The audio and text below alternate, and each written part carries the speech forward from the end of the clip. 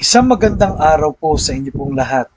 At narito po tayo sa ating pag-aaral sa tagpo pong ito. Ano po ay pag-uusapan natin ay avoiding Satan's traps. Ano po? Avoiding Satan's traps. Ano po? Ito po ay mula po sa First Peter chapter 5 verse number 8. First Peter chapter 5 verse 8. Alam niyo po yung trap, nakakatakot yan, no?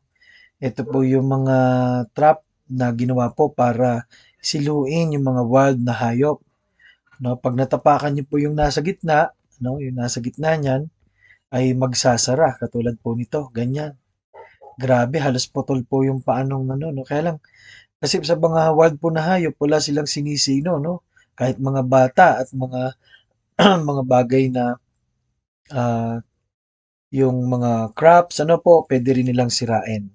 So ang ating pong verse ay matutunghayan po natin sa First Peter chapter 5 verse number 8. Ano po? Ano pong sabi? Magpaatino kayo, magbantay kayo, ang dyablo na inyong kaaway ay tulad ng leyong gumagala at umuungal na humahanap ng kanyang malalapa. Napaarami po ngayon ang opportunity na nilagay ng dyablo para ang isang tao po ay hindi manatili doon sa masaya na buhay na Kristiyano at nagtatagumpay.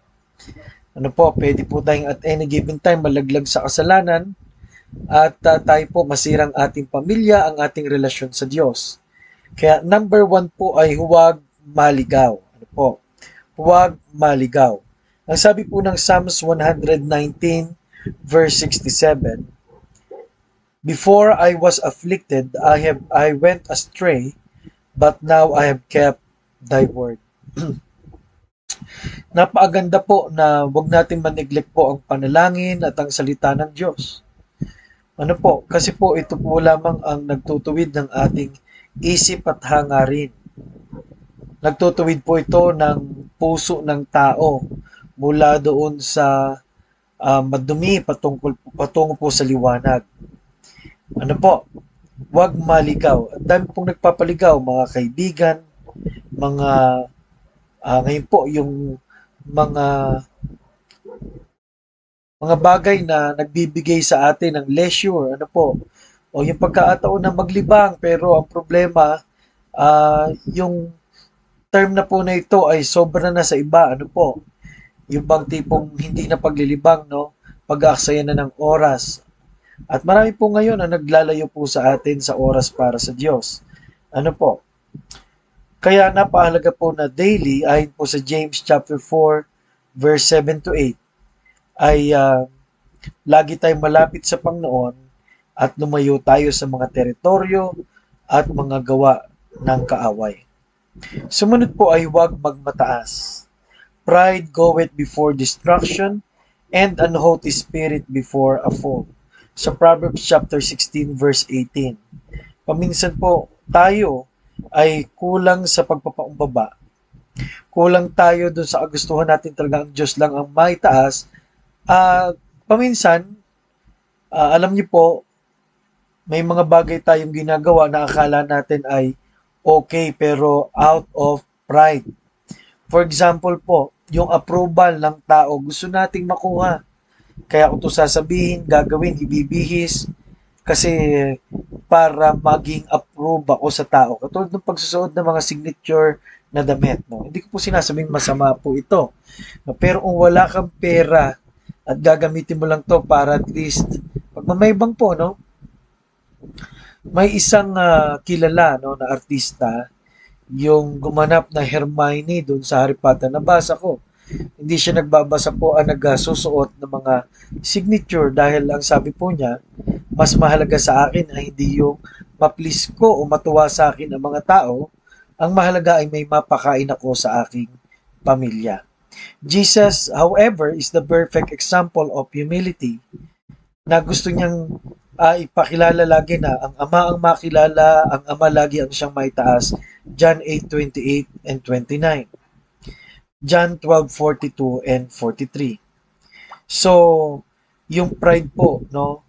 Hindi natin akalain sa biglang desisyon dahil nakanti ang ating pong emosyon out of pride, ay gagamitin na ito ni Satanas para tayo mapalayo, para mapahamak ang ating mga buhay. Ano po? So, laging ang Diyos dapat ang una at ang Diyos dapat ang siyang makilala.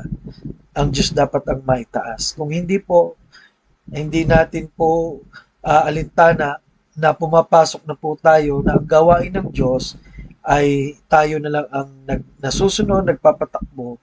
Hindi ng Diyos ang nalulugod at nasisira na rin ito dahil walang kapangyarihan ang Panginoon sa bagay na ito. Huwag yumuko, no? Romans 12:21, ano pong sabi ron? Be not overcome of evil, but overcome evil with good. Ngayon po, talaga pong mababa na. Ano po? Ang moralidad at yung kung anong tama ay parang yun ang hindi in at hindi maganda. Pero mga minamahal, ang sabi po ng Bible, dapat tayo pasakop sa Diyos. Ano po? Dapat po mabahaginan din natin ng mga tao para hindi sila uh, ma ma-invite ng mga ganitong klaseng gawain. Ano po? Sumunod po ay huwag tumigil. Matthew 10:22, but he that endureth to the end shall be saved. Marami pong nagsimula, pero hindi naman nagpapatuloy. Alam niyo po, wala pong mabigat na problema, ni wala pong mga trials na hindi natin uh, mapapagtagumpayan, lalo na umaasa tayo sa Diyos. Ano po? God is much more powerful than Satan. At ang sabi po ng Romans 8:37-39, we are more than conquerors through Jesus Christ. Huwag po tayong tumigil, huwag tayong yumuko, huwag tayong magmataas, huwag tayong maligaw. Ano po? At magpapatuloy po tayo. Napakasarap po kung isang Kristiyano tuloy-tuloy na lumalago kaysa yung nakita mo simula ngayon, bukas, wala na at malayo na sa Panginoon. Kaya, ito po ang ilang mga bagay paano natin ma-avoid ang mga patibong ng kaaway. Maraming salamat po. Nawa po ay mayroon po tayong natutunan sa araw na ito. Tayo po ay manalangin. Lord Ama, sa ngayon na may nakikinig po, thank you very much.